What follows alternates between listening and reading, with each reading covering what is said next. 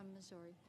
Madam President, last week I came to this floor on two separate occasions with Senator Sanders to talk about the need for direct assistance to working families in my state, in the state of Missouri, and all across this country. And I said that I was willing to use every tool at my disposal to make sure that this body acted to give direct assistance to working people in need as part of COVID relief. And I said then, and I say it again today, that working people should be first in line for COVID relief, not last.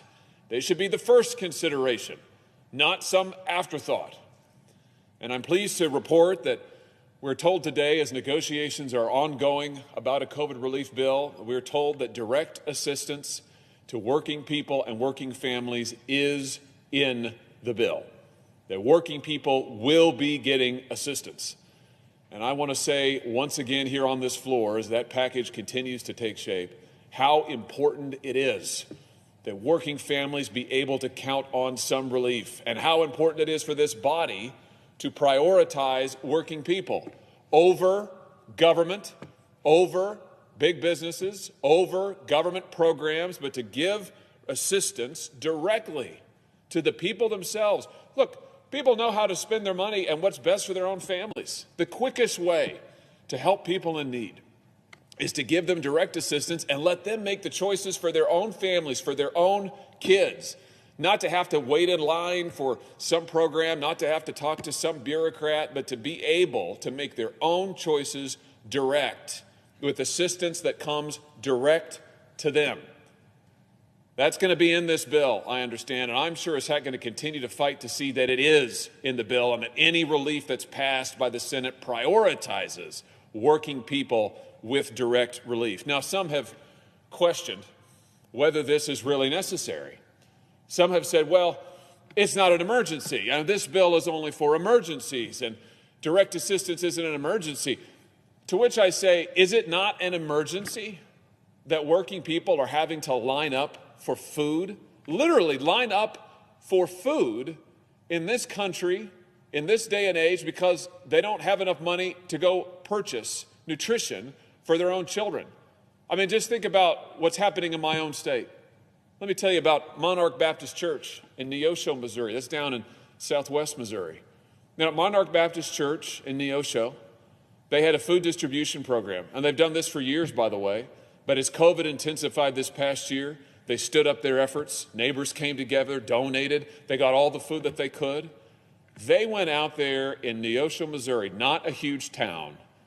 Monarch Baptist Church went out and started distributing food. Do you know they distributed food to hundreds of families for hours? And when they had run out of the food, there were over 50 cars, not individuals, cars, 50 cars still in line as far as the eye could see, having driven miles and miles around from neighboring counties to come for the help. These are working people, Madam President. These are not folks who want some handout. These are working people. These are proud people. These are people who don't want government to do stuff for them. They want to be able to get back up on their own feet and provide for themselves. And government shut down their businesses and took away their jobs this past year and put them in this position of, in some cases, outright desperation. Let me tell you about a gal from Kansas City, 22 years old. Her first name is Mars. I won't share her last name just for her own privacy. But, you know, she's talked to me, told about her plight. She moved to Kansas City earlier this year, right around the time the pandemic started, got an apartment, was getting set up, getting going. Then the pandemic hit. Then the shutdowns hit. Then she lost her job. Then she lost her plumbing. Her water wouldn't work. She complained to the landlord. They wouldn't do anything. Then the ceiling collapsed. Landlord still wouldn't do anything. Then she didn't have enough money to make rent. And the other day she woke up with a 10-day eviction notice out on her front door. These are people who need help. Not because they don't know how to work, but because they do know how to work.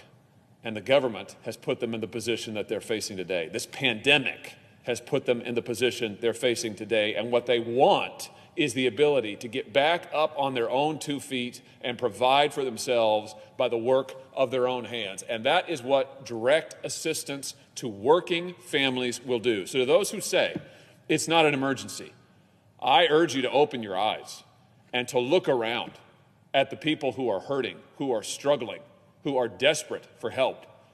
I've heard that it's said that, well, it's not stimulative. What a word. Direct assistance isn't stimulative, as if the American people are knobs and dials to be twisted and turned around to get a desired outcome, as if the economy is something to be micromanaged from Washington, D.C. I'm not interested in stimulus. I'm interested in helping working people survive. I'm not interested in micromanaging this economy. I'm interested in getting working people back up on their feet so they can manage their own lives. That's what this is about. That's why the need is so great. That's what we're trying to accomplish. We have a chance to do this, Madam President, to get this done, to get accomplished here, something that we can be proud of before Christmas, to send a message to the American people that they matter, to send a message to working people in my state and in every state in this country that they matter, and that we are here fighting for them, that we look forward to the day when they are back at work, ready to work, able to support themselves and their families, and that we are on the path to getting there. That's the message that we can send. That's the message that we must send. And I will not leave this body until it is accomplished. And I can promise you this, if I have anything to say about it, we will not be leaving here before Christmas until direct assistance is on the way to the working people of this nation. I yield the floor.